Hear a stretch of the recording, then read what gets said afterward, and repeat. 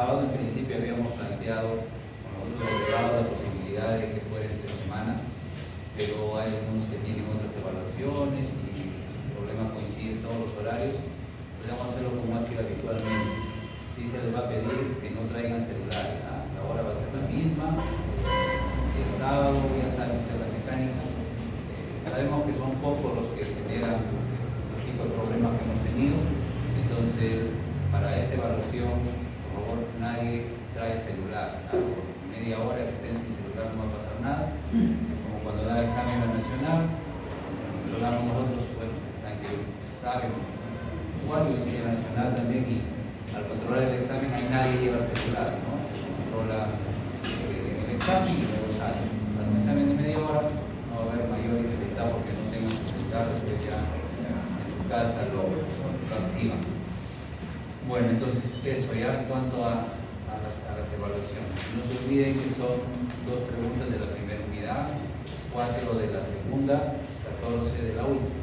Esa es la proporción de las preguntas. Bueno, entonces vamos a ver algunos puntos de este tema antineoplásicos. En realidad es un tema propio de la especialidad. Hay una especialidad que se llama oncología clínica. Entonces es pues, un tema que puede ser complicado y complejo, ¿no? Sin embargo, tenemos que tocarlo porque es importante y vamos a ver sobre todo aspectos farmacodinámicos.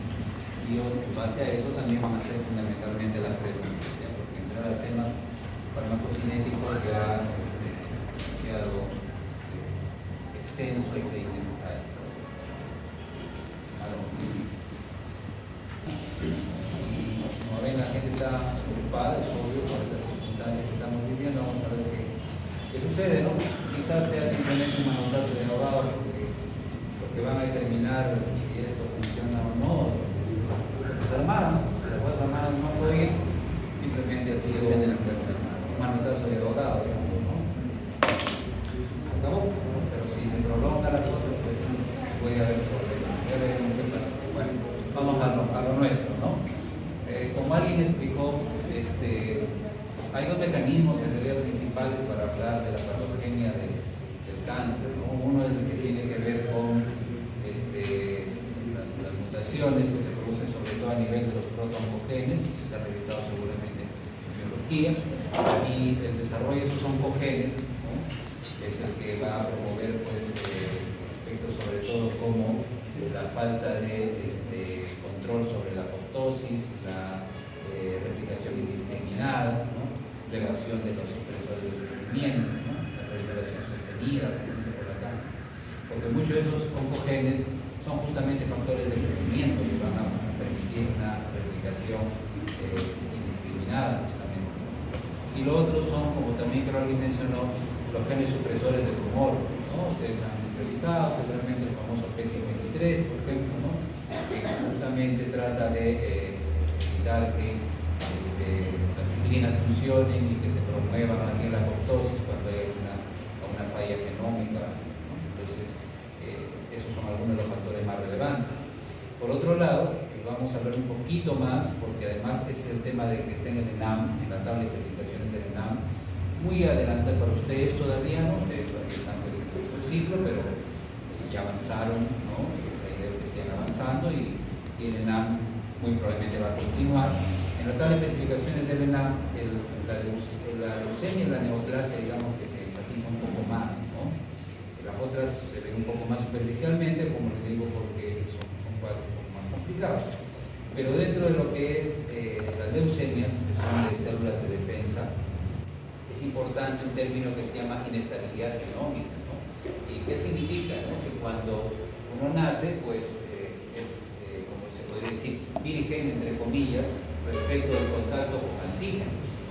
Pero conforme entra en contacto con un antígeno, esas células de defensa comienzan a tener modificaciones, cambios, ¿no? Genéticos, ¿no? Supresión de algunos genes, activación de otros, para diseñar una clona, ¿no? Una clona de células contra ese antígeno. Luego viene otra bacteria o otro virus y otra vez hay un rearreglo, ¿no? ¿no? Eso lo han estudiado seguramente en biología, de esos genes para enfrentar un nuevo antígeno y así.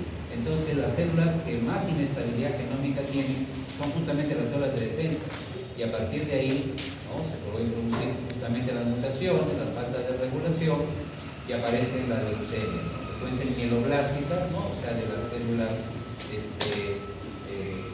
granulocíticas, o sea, los polimorfos nucleares, ¿no?, o pueden ser leucemias linfoblásticas, ¿no?, de los linfocitos T o los linfocitos B. Entonces, y afectan sobre todo pues, a los niños.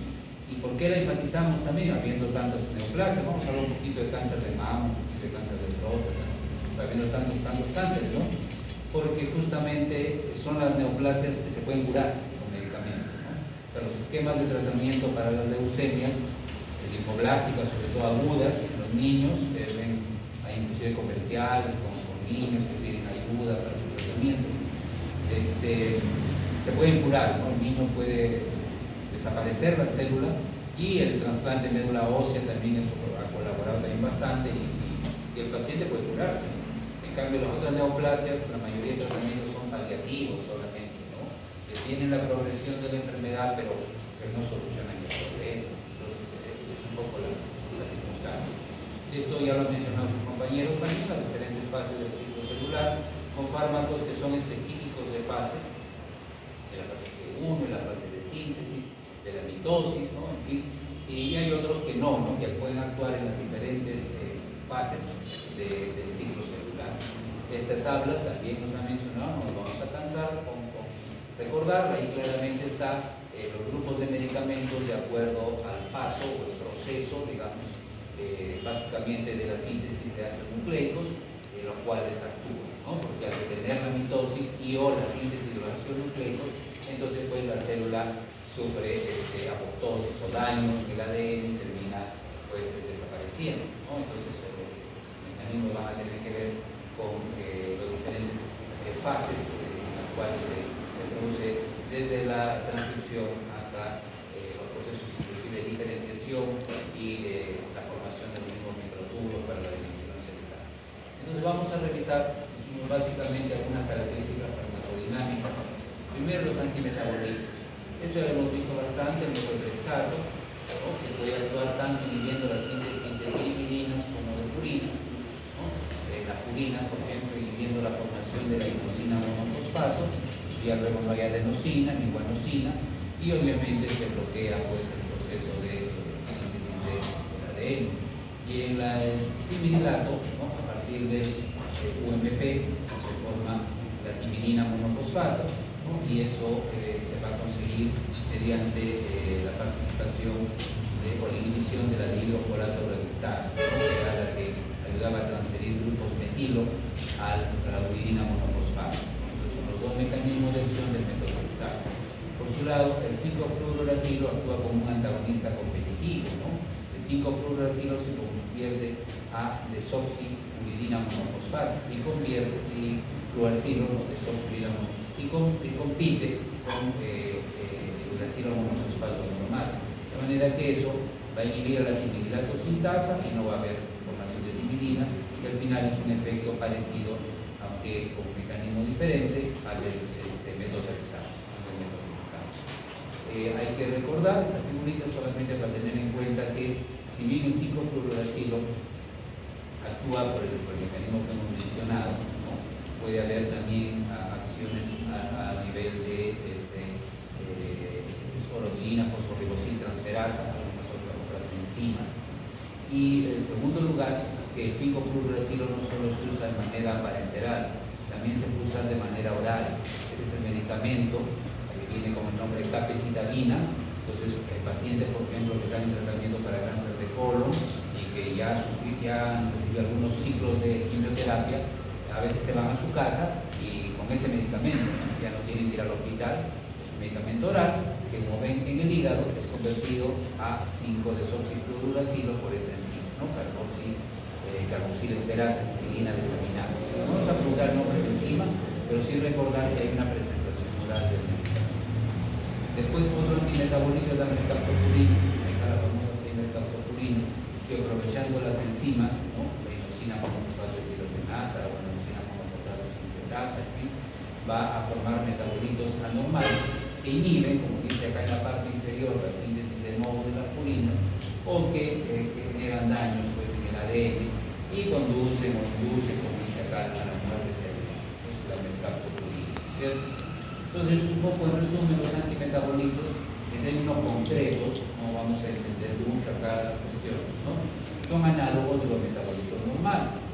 Se bloquean, interrumpen la vía de síntesis, tanto en purinas como en pirimidinas. Entonces ya no se forman los ácidos nucleicos correspondientes.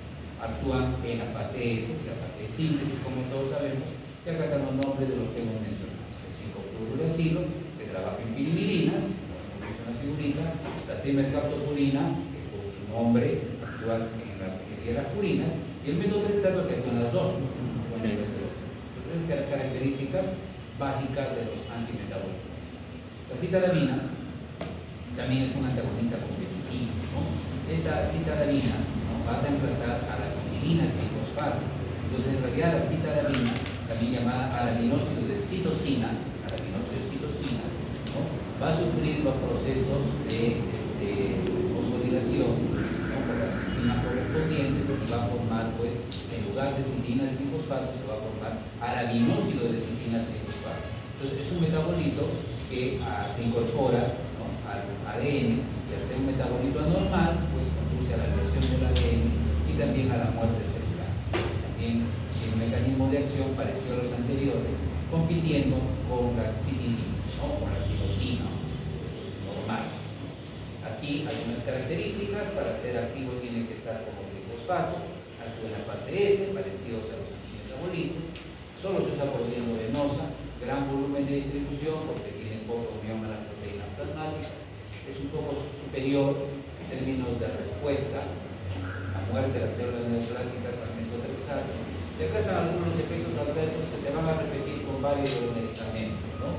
Es típico, se ve a veces en los niños, sobre todo, ¿no?, están ahí peladitos, ¿no?, que han perdido el cabello, y eso es pues por la afección del folículo piloso que producen los antineoplásicos.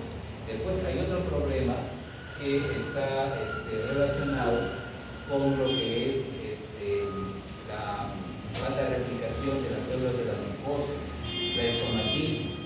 Esto es a veces muy molesto, muy doloroso, ¿no? O sea, se forman úlceras en la boca.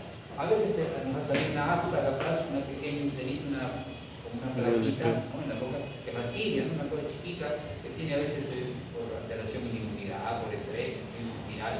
Imagínense que haya varias úlceras, son sumamente dolorosas, y a veces tienen que usarse morfina, opioides. El paciente no puede deglutir, a veces ya no puede tragar su alimento. Entonces no es un efecto menor, y también puede haber ulceraciones en la mucosa rectal. Pero lamentablemente es así, como el problema de estos medicamentos, ¿no?, que tienen esa toxicidad. Lo otro, la hiperuricemia. Al destruirse las células neoplásicas, entonces liberan purinas y pirimidinas. Y las purinas se convierten en xantina, y luego la xantina, ¿no?, por la xantinoxidasa, que es la bioquímica, se convierte en ácido úrico. Entonces, la destrucción de las células neoplásicas tiende a generar hiperuricemia, ¿no? Son algunas de las características que tiene la citarabina.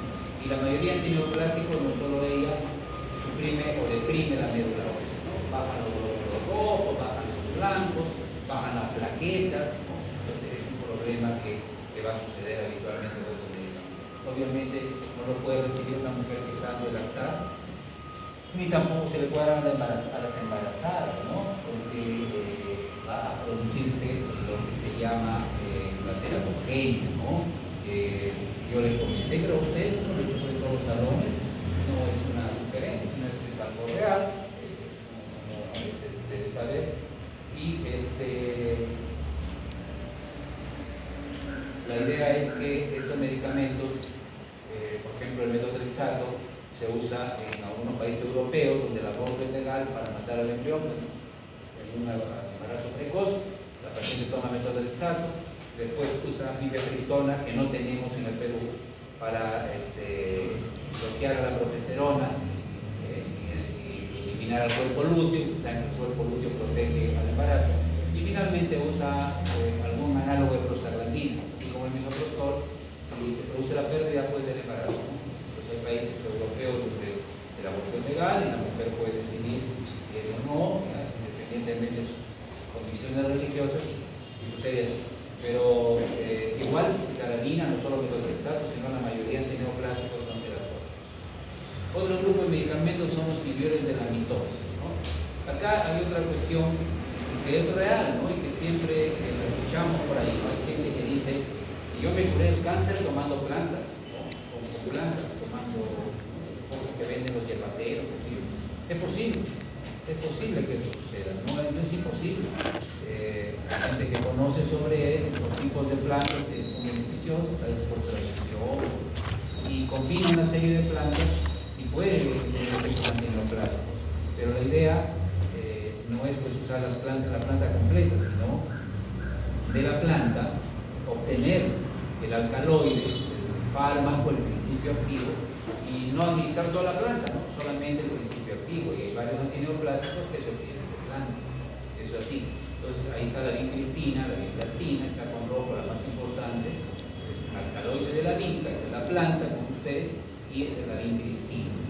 ¿Qué hace este antineoplásico? Bueno, actúa sobre la polimerización de la tubulina, o sea, va a actuar en la fase M, en la fase de mitosis, ¿no? Va a bloquear la formación de los ¿cómo se llama? El uso aromático, ¿no? Sí.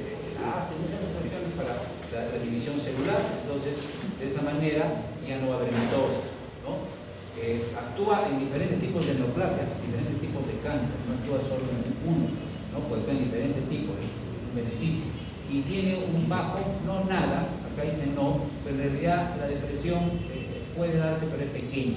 Lamentablemente es neurotóxico, puede producir adormecimientos dolorosos en las manos, en los pies, así como la isoniazida, que les hemos preguntado, debilidad de los músculos, ¿no? Y bioparalítico, o sea, se pierde fuerza, disminuye un poco la fuerza, y el intestino también se paraliza, o sea, en general afecta a los nervios periféricos, sean motores o sean sensitivos, ¿no? Acá tenemos entonces lo que hace la vincristina, que ahí los alcaloides de la vinca, ¿no? Bloquean el proceso de polimerización de los microtúbulos, las unidades de tubulina no se unen y ya pues ya no se forman los aromáticos, ya no se produce la división celular. Y en cuanto al otro grupo de medicamentos que son los taxanos, hacen el proceso inverso, pero igual van a afectar la mitosis.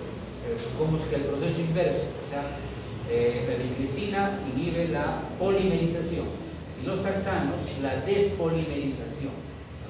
Hay que tener en cuenta que los microtúbulos no somos eternos, pues se forman, se destruyen, se vuelven a formar. Entonces va a ser dañino que se polimericen, pero también va a ser dañino que no se puedan rediseñar, que no se puedan reestructurar. Entonces los taxanos también actúan por el mismo mecanismo. Acá tenemos algunas características de la vincristina, ¿no? Ahí lo vamos a poner en el blanco, ahí está la inhibición de la mitosis, actúa a nivel de los microtúbulos, ¿no? Administrado por vía endovenosa, buen volumen de distribución, superior a esto que es un antineoplásico alquilante, que lo vamos a recordar otra vez después, ya lo hemos visto en inmunomoduladores, y las reacciones típicas, ¿no? La estomatitis, la leucopenia, los problemas de las parestesias por la neuropatía periférica que dijimos.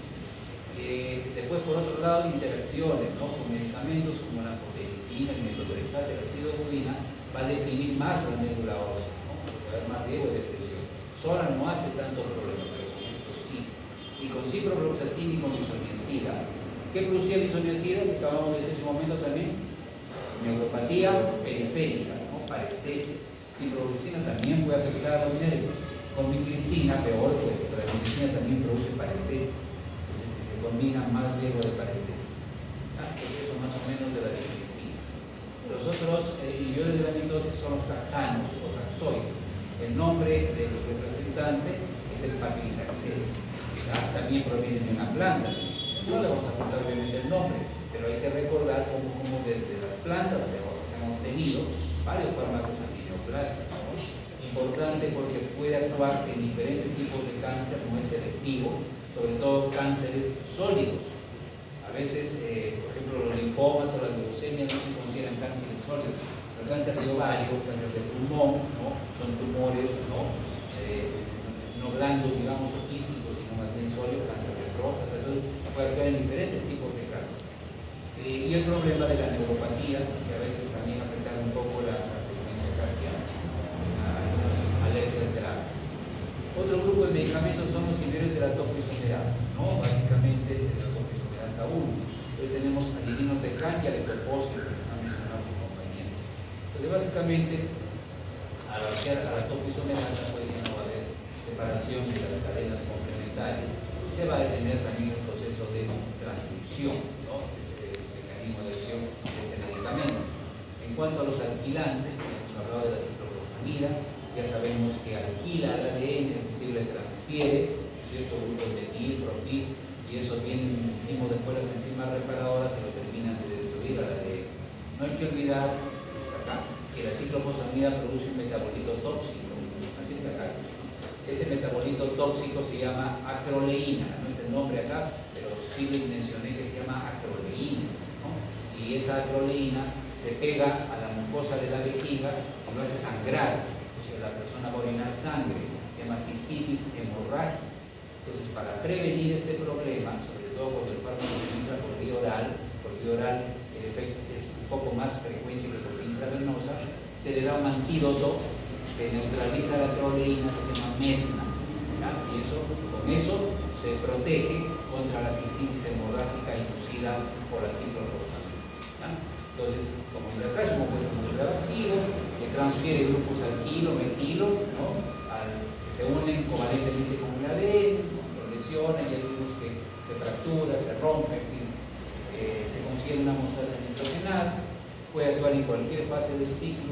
Es un profármaco porque en realidad la ciclofosfamida no es la que actúa, es la carboxifosfamida, ¿no? O sea, los metabolitos, la figura de inmunomoduladores estaban y es para diferentes tipos de cáncer, y la acroleína, que no lo hemos puesto acá, es el metabolito tóxico que hay que tratar de neutralizar con el famoso mesna. Ahora, hay algo aquí elemental, ¿no? Que está aquí que dice agua, ¿no? Obviamente se refiere a que si la acroleína se pega a la mucosa de la vejiga, eso es bueno que ustedes recuerden porque la ciclofosfamida no solo usa para el cáncer, se usa también para el síndrome nefrótico, por ejemplo, como inmunomodulador. Ustedes capaz, en algún momento más adelante, en un niño que está recibiendo ciclofosfamida, tiene que estar bien hidratado, porque si no está bien hidratado, más se pega pues a la mucosa de la vejiga, más produce cistitis, ¿no? Más produce daño. Entonces tiene que estar orinando a cada rato y para eso hay que darle una buena hidratación. En cuanto a los antibióticos antracíclicos se llaman, hay 3 en realidad, pero nosotros no me conocemos más de la daunorubicina. También su mecanismo de acción incluye, como ven acá ustedes, la formación de radicales libres. Acá está el superóxido, el peróxido de hidrógeno, y los radicales libres, ¿no? Forma reactiva de oxígeno. Es uno de los mecanismos principales. Otro incluye una difusión, ¿no? del mitocondrio, generalmente también basada en la presencia de radicales libres. Una interferencia con la colitasa va a interferir también con la función mitocondrial y de paso con los procesos de transferencia de hierro. Se puede incorporar al ADN, también formar un metabolito anormal, incorporarse al ADN y facilitar su destrucción, esa ruptura del ADN, y también activar a la proteína quinasa para también hacer efectos transcripcionales anormales, ¿no? Entonces intercala con el ADN, bloquea también, cuidaba la topoisomerasa 2, por medio de la proteína quinasa produce apoptosis, los radicales libres, en fin, varios mecanismos de acción de la daunorubicina. Se usa por vía venosa, es un medicamento que tiende a acumularse en el hígado y en el corazón. Entonces, esto del corazón es importante que lo tengan presente, porque genera un problema que se puede antagonizar también con un medicamento, con un antídoto. ¿Qué pasa?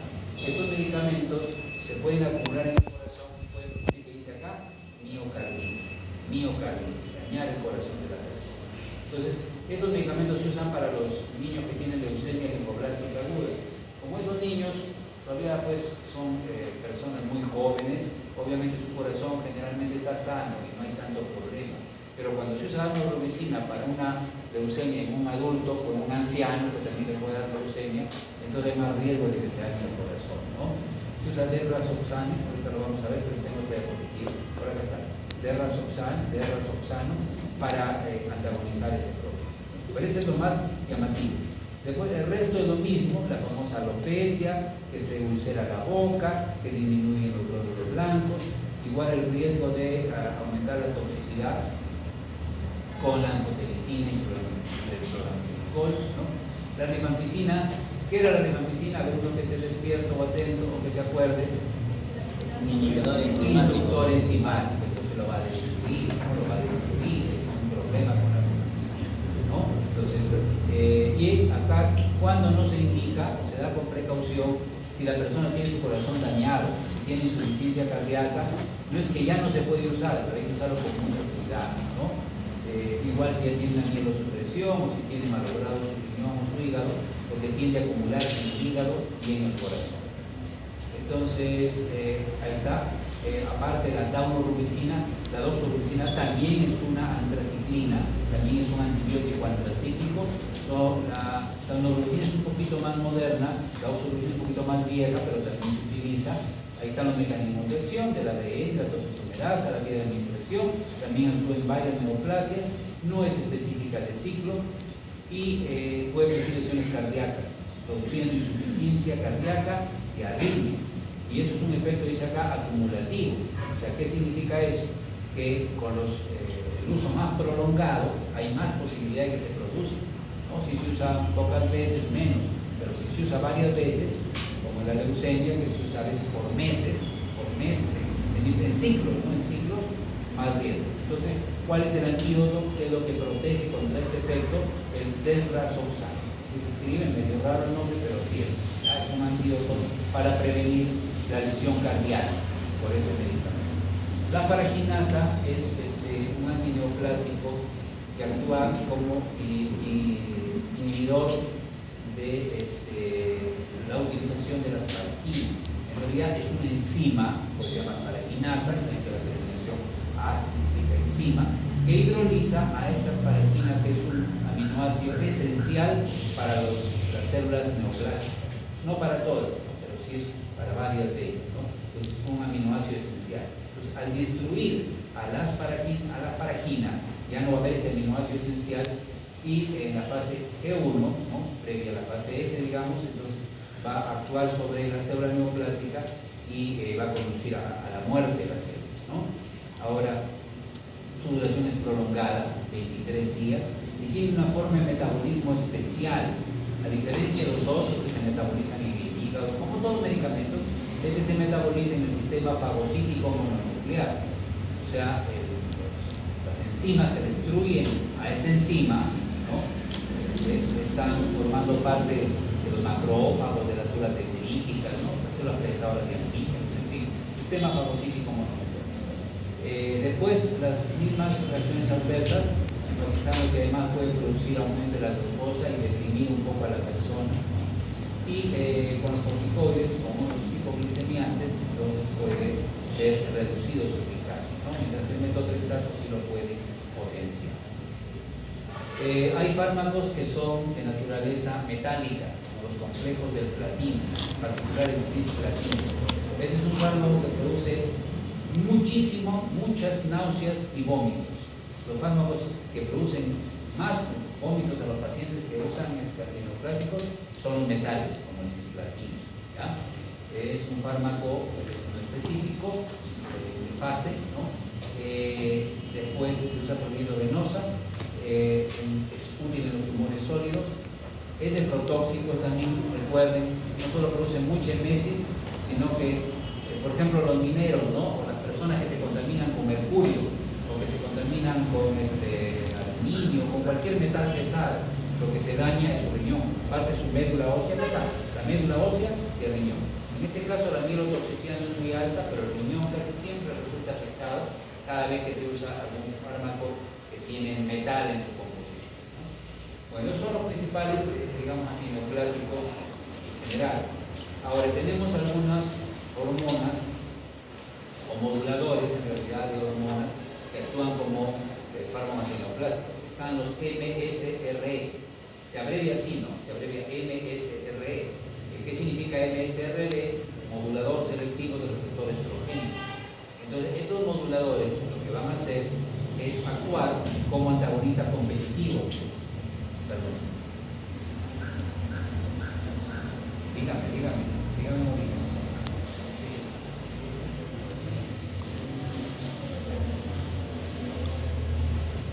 Sí, me están avisando. Sí, yo le llamo un momento de video, ya porque la situación es un poco incierta. Vamos a ver qué pasa.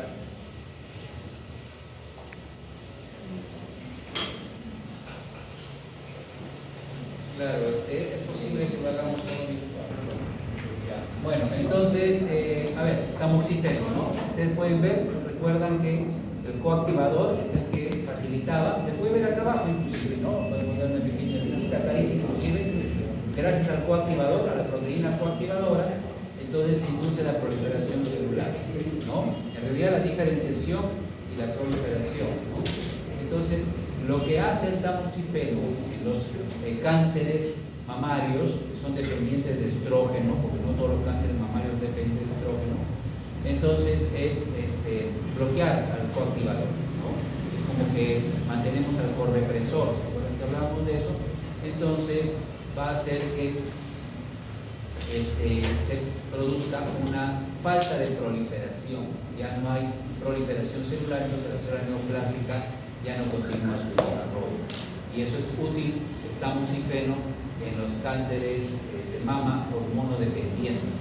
Tiene cierto efecto agonista que puede mantener la actividad endometrial, pero que no es suficiente para mantener la actividad mamaria. Bloquea la proliferación del cáncer en la mama y a nivel del endometrio más o menos que se mantiene pues la proliferación. Después hay antiandrógenos como la flutamida, ¿no? Uno de los que usamos antiandrógenos, obviamente para el cáncer de próstata. Esto es simplemente recordar lo que hemos aprendido nosotros ya, podemos recordar, ¿no? La forma activa de la testosterona que actúa en la próstata es la dihidrotestosterona. Entonces, acá dice clarito de lo que dijimos, básicamente lo que aprendimos. Se recluta un coactivador y las células prostáticas neoplásicas continúan desarrollándose, replicándose, activándose. Pero la flutamida entonces compite con la dihidrotestosterona y se bloquea entonces el reclutamiento del coactivador y ya no hay proliferación. Obviamente, tanto este fármaco, el tamoxifeno, como la flutamida, son fármacos sintomáticos, ¿no? Paliativos. Eso es la verdad, la mayoría lo sabemos, que los fármacos son así. Entonces, la persona mejora bastante, pero no se cura. Entonces, luego hay mecanismos de resistencia, de expulsión de los medicamentos de las células, ¿no? Mutaciones y al final probablemente la persona termine, ¿no? El cáncer termina con la persona en un plazo que puede ser un poco variable. Acá está enzalutamida. Enzalutamida se parece a flutamida, ¿no? Termina en mida también. Es un espectro más amplio, eficacia un poco mayor, como ven, inhibe la unión de la testosterona al receptor de andrógeno, que eso no lo hacía esta de acá. Luego inhibe la translocación al núcleo, que eso no es tampoco lo que hacía esta de acá específicamente. Y luego inhibe la unión, que es parecido a lo que hace aquí la flutamida, es similar, y el reclutamiento del coactivador. Entonces tiene mecanismos previos que mejoran la eficacia de la flutamida, enzalutamida, ¿no? Es un poco más eficaz, igual un sintomático lamentablemente a largo plazo. Están muy vigentes en el momento actual, ¿no? Los anticuerpos monoclonales. El problema principal es su costo en realidad. Lamentablemente hay mucha gente que tiene cáncer, no sobrevive a veces o sobrevive menos que otros porque no tiene un seguro que les cubra los medicamentos, ¿no?